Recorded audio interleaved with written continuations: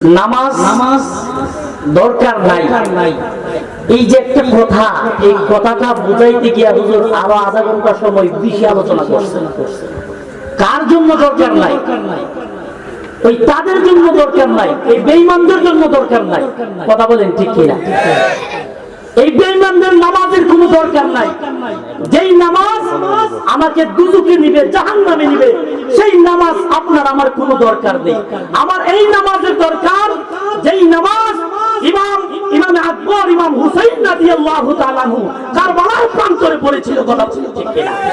আমার এই নামাজের দরকার নাই যেই আযান দিয়েছে, এই শিমর বলেছিল ইমাম আকবর ইমাম হুসাইন রাদিয়াল্লাহু তাআলা আনহুকে যে তোমাকে তাড়াতাড়ি হত্যা করতে হবে, শহীদ করতে হবে, কারণ মসজিদে আযান হয়েছে, আমি নামাজ আদায় করতে হবে। কথা বলেন ঠিক কিনা? এই আবু জাহিল মার্কা নামাজ, এজিদি নামাজ আমাদের কোনো দরকার নাই।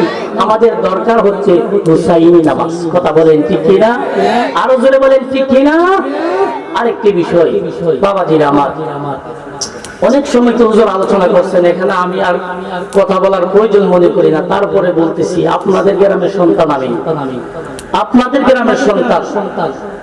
আমি ইচ্ছে করলে আমি ঢাকাতে থাকতে পারতাম। হুজুর আমি ঢাকাতে কাদের মধ্যে সাথে পড়াশোনা করি, অনার্স করতেছি, ওইখানে আমি থাকতে পারতাম, চলে যেতে পারতাম। জামালও জানে আমি এখানে পড়ে আছি একমাত্র যে আমার গ্রামে এই সুন্নি আকীদার ভিতরে কিছু ট্যাবলেট মার্কা ঢুকে যাচ্ছে, এখনো কাজ করতেছে। আমাকে ওই জাহিদুল ইসলাম ফারুকী বলছিল আমার বন্ধু, যে আমি তুলাতলা মাদ্রাসার ছাত্র, জামালউদ্দিন বিন ইয়াকুব তুলাতলা মাদ্রাসার ছাত্র, আমরা এখান থেকে দাখিল দিয়েছি। আমিও এখান থেকে হেফজ সম্পন্ন করে পাগড়ি পেয়ে আমিও এখান থেকে দাখিল দিয়েছি। আমরা এই সুন্নি মাদ্রাসা দেওয়ার কারণে আমাদের উস্তাদ পড়াশোনার পাশাপাশি আমাদেরকে সালাতু সালাম, তারপরে নাতে রাসূল সাল্লাল্লাহু আলাইহি সাল্লাম, আকীদাগত আরো অনেক বিষয় আমাদেরকে শিক্ষা দিয়েছে। বিদায় আমরা এই লাইনটা দিয়েছি। সুন্নিয়ত আমরা চিনেছি, জেনেছি এবং সুন্নিয়তকে জানার চেষ্টা করেছি, এবং বর্তমানে সুন্নিয়তের জন্য মাঠে ময়দানে কথা বলি। কথা বলেন ঠিক কিনা? আমার সাথে একই দিনে আমরা দুইজন বন্ধু, আমি নাম প্রকাশ করব না, একই দিনে আমরা দুইজন স্কুলে পড়তাম। তখন এর আম্মা বলছে মাদ্রাসায় দিব, আমার আম্মা বলছে মাদ্রাসায় দিব। আমার আম্মা দিছে তুলাতলা মাদ্রাসা, আর এর আম্মা দিছিল সাদে ওয়াহাবি মাদ্রাসা। জানাজার পরে দোয়া করলে দাউলিয়া দাঁড়াইব। কথাটা বুঝতে পারছেন নি? এবারে এখন ওই গত কয়েকদিন আগে বিজয়নগর বিশাল বড় ঝগড়া গেছে, আপনারা সবাই তো জানেন। আমরা তো সুন্নিরা ঝগড়া টগড়া করি না, ফিরে দেই, 2-3 ধরে দোষ থেকে আমি ফিরাই দিছি। চায়া দিচ্ছি আর কি রে, এদি বড় বড় মুনিলে দিয়ে ইটার মারা দিয়ে আমার সাথে কারবারটা কিটা শুনি। ব্রাহ্মণবাড়িয়া ইউনিভার্সিটি মাদ্রাসা থেকে আইছে আমার সাথে, আমাকে মাদ্রাসা তুলাতুলা সুন্নি মাদ্রাসা দেওয়ার কারণে আজকে আমি সুন্নি আলেম হইছি, নবী প্রেমিক হইছি। আপনারা প্রমাণিত।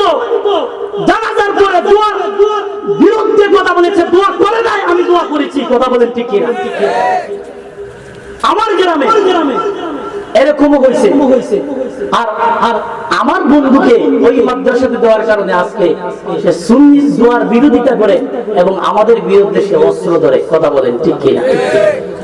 এই দেখেন আমার ছাত্ররা এখানে বসে আছে, আপনি একটা ছাত্রকে দিয়ান, আলহামদুলিল্লাহ সে সালাতু সালাম, জানাজার নামাজ সম্পূর্ণ বিষয় সে বলতে পারবে। পড়াশোনার পাশাপাশি আকীদাটা শিক্ষা দিচ্ছি। আমি নুরুল ইসলাম ফারুকী রহমাতুল্লাহ আলাইহি একটা ভিডিও শেয়ার দিয়েছিলাম কয়েকদিন আগে।